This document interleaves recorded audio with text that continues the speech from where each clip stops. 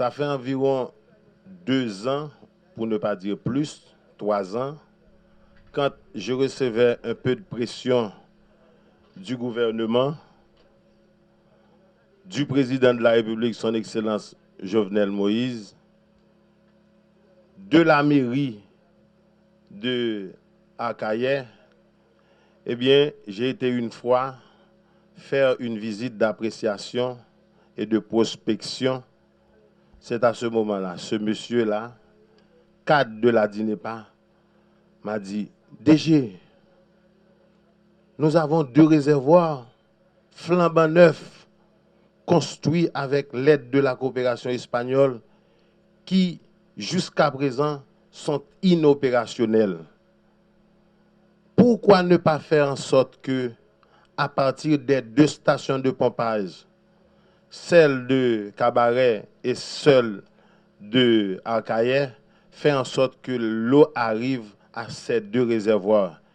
Et comme ça, on serait en mesure de diminuer le coût d'exploitation des réseaux à partir du fonctionnement et de la maintenance des groupes électrogènes d'une part et de l'acquisition du carburant d'autre part.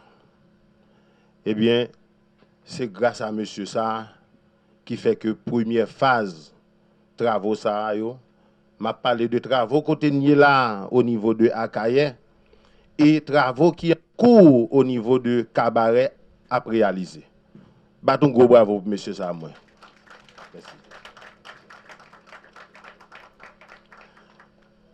Tout cela, c'est pour vous dire que, comme me le dit toujours notre ami Manuel Alva, quand l'équipe est là, quand l'équipe est dynamique, quand la relation est horizontale, quand il y a un partage de communication transparente, sincère entre les uns et les autres, nous pouvons réaliser des merveilles.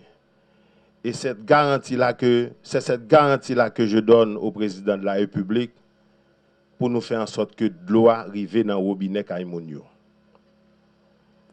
Tout à l'heure, directeur Osti saute bail une idée de situation à Kayer.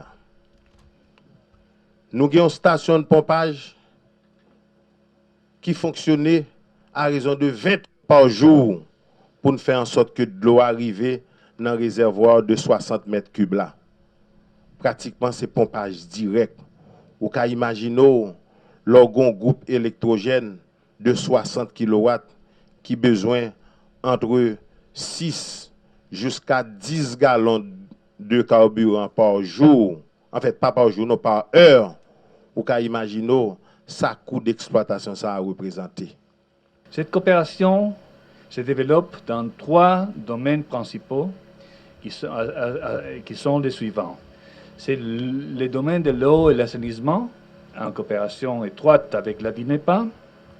Le domaine de l'éducation, où nous sommes très actifs, surtout dans les départements du Sud. Et aussi les domaines de la production alimentaire et autosuffisance pour les producteurs de nourriture.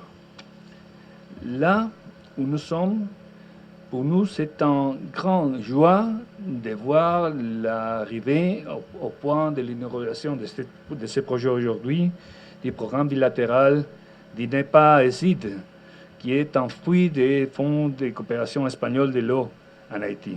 Ce fonds de coopération est un instrument créé avec l'objectif d'assurer l'accès à l'eau potable et à l'assainissement pour les populations plus démunies d'Amérique latine.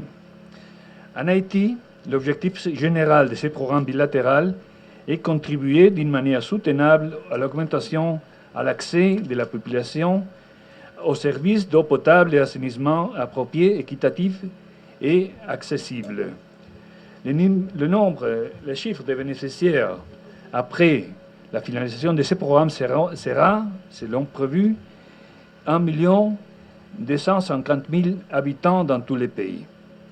Pour ceci, il y a une grande composante de travaux civils, mais aussi les fonds de coopération de l'eau développe des actions de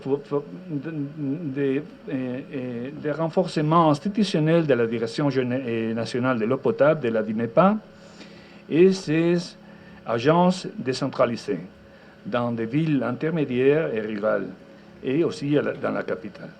Depuis 2010, l'Agence espagnole de coopération au développement a exécuté différents projets dans le cadre de ces programmes, et le plan total, c'est d'investir un chiffre de 170 millions de dollars pour cet accompagnement au pays de faire effectif, d'obtenir l'accès à droit humain, qui est un droit humain de l'eau et l'assainissement.